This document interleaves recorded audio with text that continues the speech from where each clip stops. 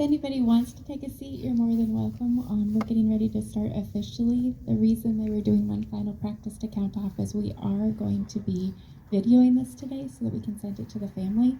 They live in Alaska and California, and they weren't able to travel to be here with us today, but they really wanted to be a part. So we're going to be able to send them that link later on, and so wanting to make sure that everything is set for them today. I'll pass it off to Captain Davis to begin.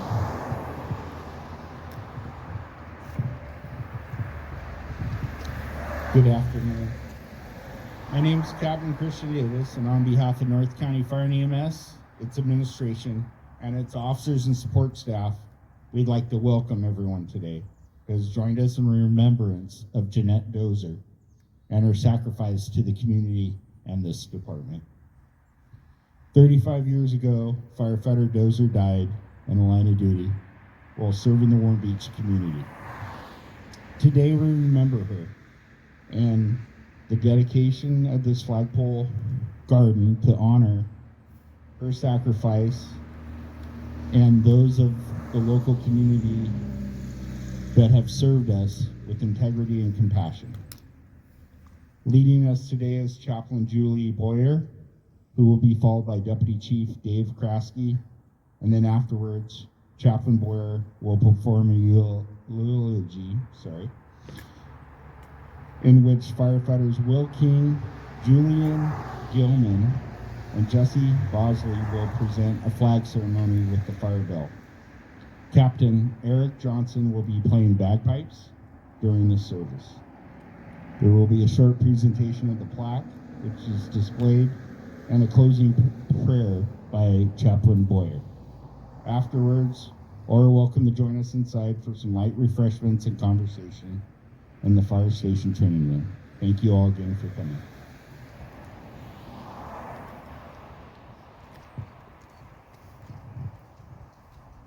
Please pray with me. God, we thank you for the opportunity to gather here today to be able to remember the legacy of Jeannette Allison Dozier. God, we thank you for the sunshine in spite of the cold, and just ask that we would just truly honor her as we speak today in everything that we say and that we do, and that her legacy would not be forgotten. Amen.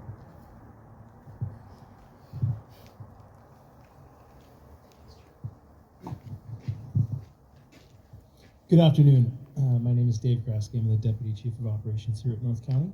I'm honored to speak to you for a few moments today for the special event. 35 years ago on this day, January 16, 1989, a tragic accident occurred in inclement weather. A vehicle driven by a volunteer firefighter from Snohomish County Fire Support Team left the roadway and struck a tree. A tree that we believe still stands today across the street in what is now Fire Station 97. At the time of the accident, the fire station was about a mile south of where we were standing today. That accident claimed the life of Jeannette Dozier. None of us gathered here today had the pleasure of knowing Jeannette.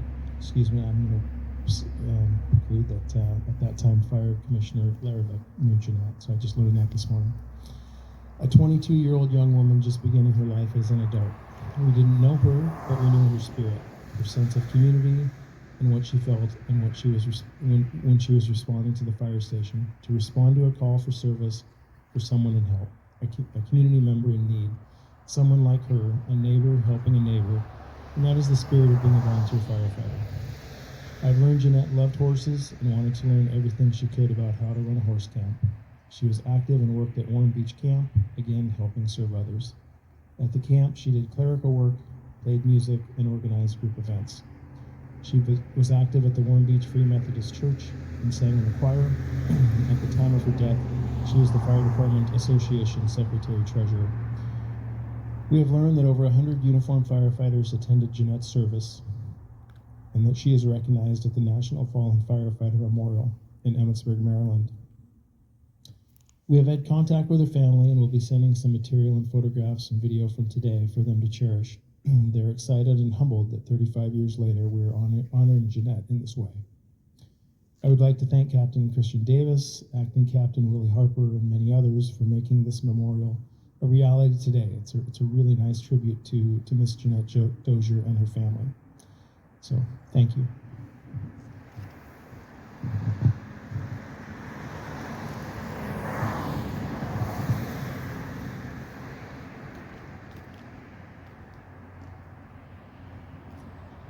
So as a chaplain, I often meet families after their loved ones have died. Whether it's sitting and sitting with them or connecting months later, one of the highest honors I have is getting to know who that person was from their family and friends. I get to hear stories of who they were in their life and not just who they were in their death. It's one of the greatest privileges of my role, and today I'm honored to share about the life of Jeannette Dozier. Jeannette was born in Walnut Creek, California on April 25th, 1966, and primarily grew up in different parts of southern and central California. In high school, she played several sports and was on the swim team. What she was known for most, though, was her encouraging nature. Her family shared that most of the reason she lettered in her sports was because of her determination and because she was such an encourager on the team. They used to joke that they were just encouragement letters on her jacket. She was fascinated by anything mechanical or with a motor. She loved cycling, cars, motorcycles, trucks, and enjoyed building and repairing engines for a season. She was even part of a pit crew at a racetrack at one point. One of her dreams was to someday buy a big Ford diesel truck. She was gifted in connecting with others and with children who were mentally or physically challenged. Her older sister was blind and died at a young age of cancer. Jeannette helped care for her and developed an understanding that others grow differently with different needs and different challenges. She had a gift in connecting with them. One of Jeannette's greatest loves was horses. Her mom remembers driving by horse fields on a family trip when Jeannette was only about 2 years old. She crawled over her mom to get a better look at the window and was fascinated. She kept saying, "Horsey, Mama, horsey." That initial reaction and awe was one that remained with her throughout her entire life. Jeannette spent time on a local ranch growing up, and after graduating high school with honors as salutatorian, she attended Rawhide Vocational College of Horsemanship in California, where she earned a degree in ranch management. Jeannette's dream was to eventually own a Christian horse ranch camp. It was this dream that brought her to Warm Beach Camp and Conference Center. She worked as a bookkeeper in the office, but friends and coworkers said she always felt like her real work began after she left the office. She wasn't just there to learn how to run a camp someday. She wanted to be part of the camp. Jeannette typically finished up at the office and then headed out to work with horses or grab her guitar to sing with and for the campers. She also used her gift of music at the local church, Warm Beach Free Methodist. She often sang on Sunday mornings, and she loved working with the community youth and church youth group. One of her fellow firefighters said at her memorial, Jeannette loved God, and she usually expressed that through her music. A few weeks before she died, Jeannette sang a song at her home church in California that she had written as a thank you to all of those who had helped shape and encourage her life over the years. Not long after moving to the area in 1987, Jeannette became a volunteer firefighter with the Warm Beach Volunteer Fire Department, District 14. It was said that she won the hearts of fellow firefighters and was loved and respected. She spent the weekend before her death at a firefighting training course in Wenatchee, and she had recently been unanimously elected secretary and treasurer of the department, as we've already heard. A few months before she died, Jeannette fulfilled her dream of buying a big Ford diesel pickup, a 1983 model that was a noisy monstrosity, according to some of her friends and family.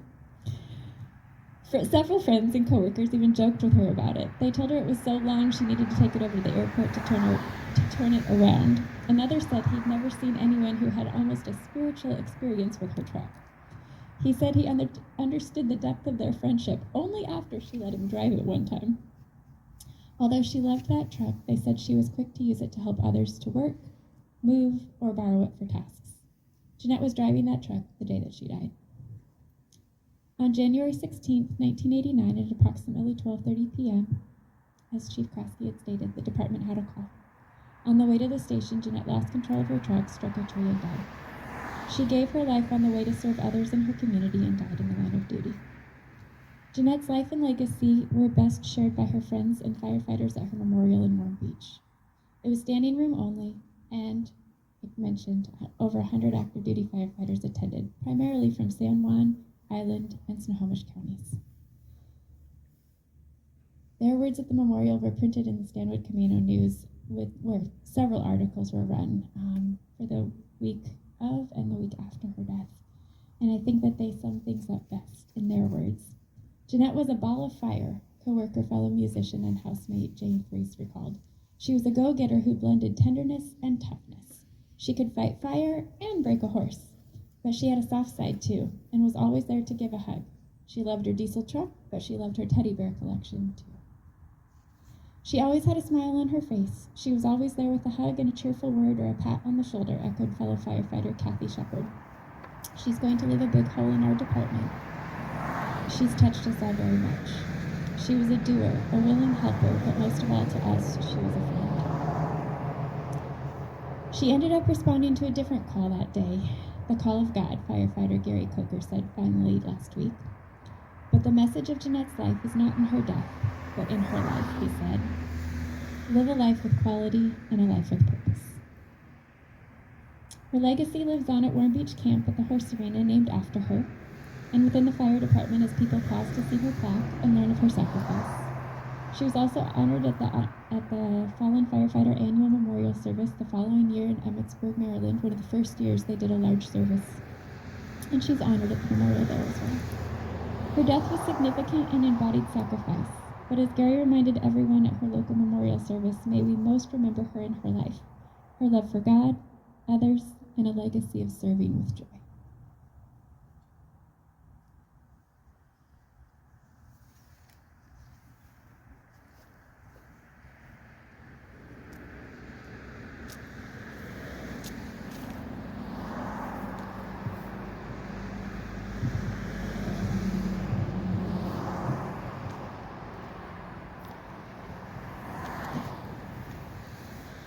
Throughout most of history, the life of a firefighter has been closely associated with the ringing of a bell. As she began her tour of duty, it was the bell that started the shift. Throughout the day and night, each alarm was sounded by a bell, which called her to duty and placed her in harm's way for the good of others during their time of need. When the call ended and the alarm was completed, it was the bell that rang 3 times to signal the end of shift. On January 16th, 1989, the bell rang and called our sister, Jeannette Dozier, to duty. Sadly, while responding to the alarm, Jeannette lost her life when her vehicle left the roadway and struck a tree. Now in memory of and in tribute of her life and service to our department and the local community, the bell will ring 3 times, followed by a pause, 3 times, followed by a pause, and a final 3 times more. Jeannette, your sacrifice will never be forgotten.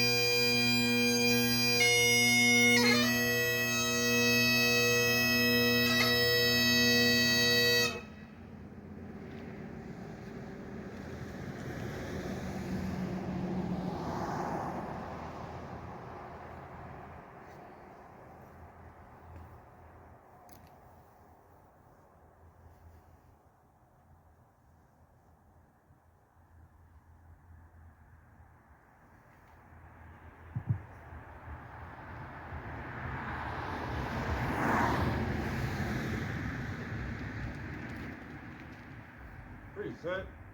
Punch. Order. Punch. Right. Face.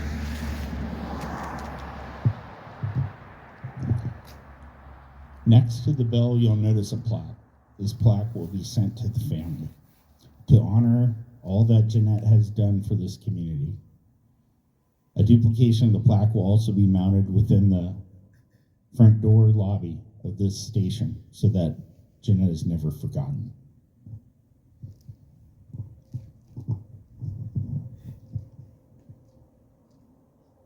Right. Face. Forward. March.